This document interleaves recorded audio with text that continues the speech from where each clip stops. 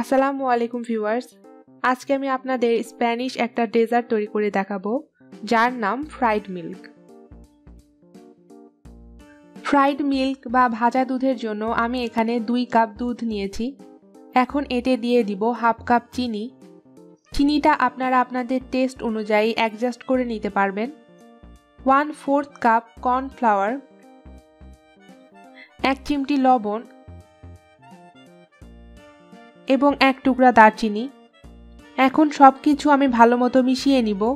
এরপর এই হাঁড়িটা আমি চুলাতে বসিয়ে দিব এবং অনবরত হাতা দিয়ে নাড়তে থাকব। না নাড়লে কর্নফ্লাওয়ার তলায় জমে দলা বেঁধে যাবে। চুলার আঁচটা আমি মিডিয়ামে রেখেছি। নাড়তে নাড়তে এক পর্যায়ে দেখবেন দুধটা অনেক ঘন হয়ে যাবে।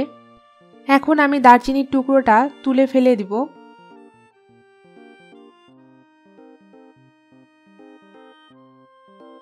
মিশ্রণটা যখন এই পর্যায়ে আসবে চুলাটা আমি বন্ধ করে দিব। এইদিকে আমি একটি 4 কোণা কেক মোল্ডে তেল মাখিয়ে নিয়েছি। আপনারা যে কোনো পাত্রেই ব্যাটারটা ঢালতে পারেন, আর তেল মাখিয়ে নিলে মিশ্রণটা মোল্ড আউট করতে সুবিধা হবে। এখন এটাকে আমি 2-3 বার ট্যাপ করে নিব যাতে মিশ্রণটা বাটির চারিদিকে ছড়িয়ে যায়। এখন এটাকে আমি 4 থেকে 5 ঘন্টা ফ্রিজে রেখে দিব যাতে এটা জমে যায়। 4 ঘন্টা পর দুধের মিশ্রণটা জমে পুডিংয়ের মতো হয়ে গেছে।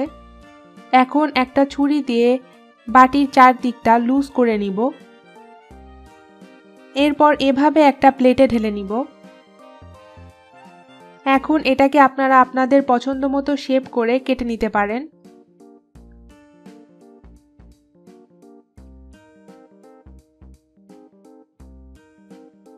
এখন এই পুডিংগুলো আমি তেলে ভাজবো। এর জন্য আমি এখানে নিয়েছি একটা ডিম আর ময়দা। ডিমটাকে আমি খুব ভালো মতো ফেটিয়ে নিব।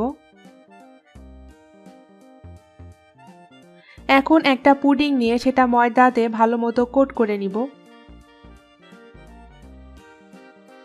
এখন এটাকে আমি ডিমে ভালো মতো চুবিয়ে নিব এবং তেলে ছেড়ে দিব।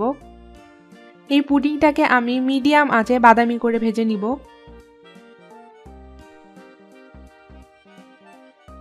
ভাজা হয়ে গেছে। এখন এটা আমি তুলে নিব এবং এভাবেই আমি সবগুলো ভেজে নিব। ফ্রাইড মিল্ক বা ভাজা দুধটা রেডি হয়ে গেছে। এখন এটা আপনারা সার্ভ করতে পারবেন। আশা করছি আমার আজকের এই ভিডিওটি আপনাদের ভালো লেগেছে। ভালো লাগলে লাইক, শেয়ার এবং কমেন্ট করবেন এবং আমার চ্যানেলের পরবর্তী রেসিপিগুলো দেখার জন্য আমার চ্যানেলটি সাবস্ক্রাইব করবেন।